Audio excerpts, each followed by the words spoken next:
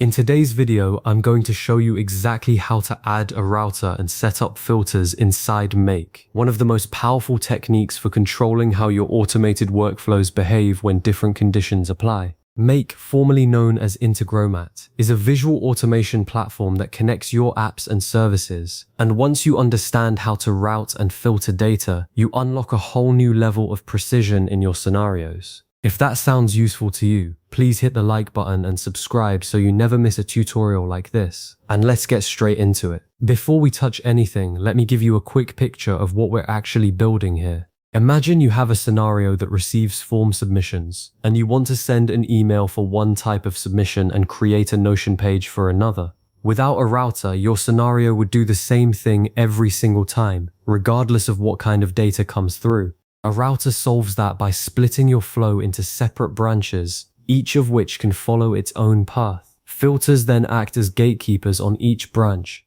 making sure only the right data travels down the right path. Together, they turn a linear workflow into something intelligent and conditional. So let's start by adding the router. Once you're inside your scenario in Make, click the small plus icon that appears at the point in your flow where you want the split to happen. This opens the module picker. From there, look for the flow control section. You can either scroll to find it or just type router into the search bar.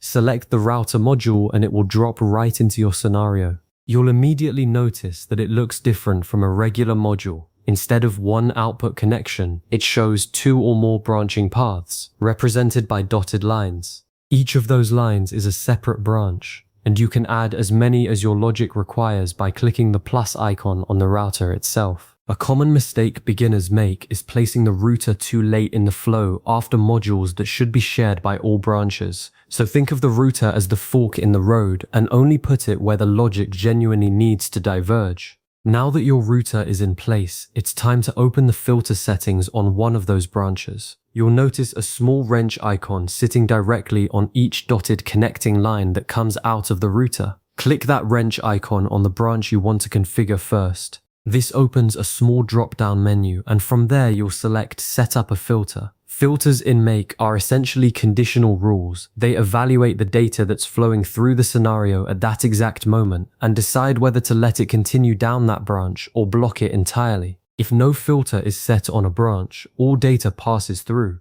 which is fine for a catch-all or fallback branch. But usually you want at least your primary branches to have specific conditions. With the filter dialog open, the first thing you'll do is give your filter a name. This is purely for your own organization, but naming it clearly, something like only new customers or high priority tickets only, makes your scenario much easier to read and maintain later, especially when you're returning to it after weeks and trying to remember what it does. After naming it, you define the actual conditions. On the left side, you'll select a value from a previous module.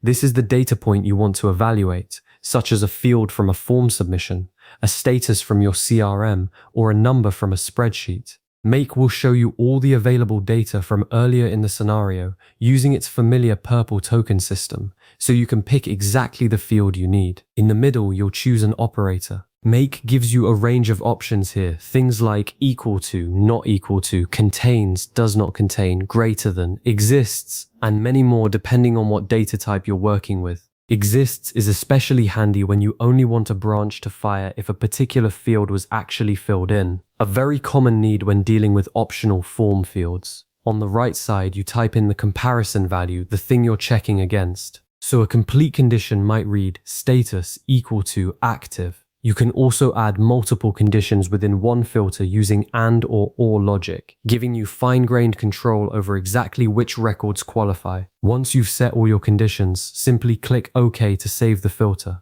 You'll see the wrench icon on that branch now shows a small indication that a filter is active. Repeat this process for each branch coming out of your router, setting up the appropriate conditions for each path. If you want one branch to act as a fallback, catching everything that didn't match any of the other conditions, you can leave its filter empty or use a simple fallback condition. Then connect your remaining modules to each branch as needed, and you have a fully conditional branching scenario. And that's it, you've now built a router with filters in Make, and your scenario can make intelligent decisions based on the data it receives. This single skill is behind most of the sophisticated automations you'll come across, so understanding it deeply will serve you for every make scenario you build from here. As a next step, I'd encourage you to run a test using the Run Once button while watching the execution flow live. Make highlights which branches fired and which were blocked, which is an excellent way to confirm your filters are behaving exactly as intended. Save this video to come back to whenever you're building something complex and need a refresher on the logic. Drop a comment below if you have questions or want to share what you built. I read every single one, and I'll see you in the next tutorial.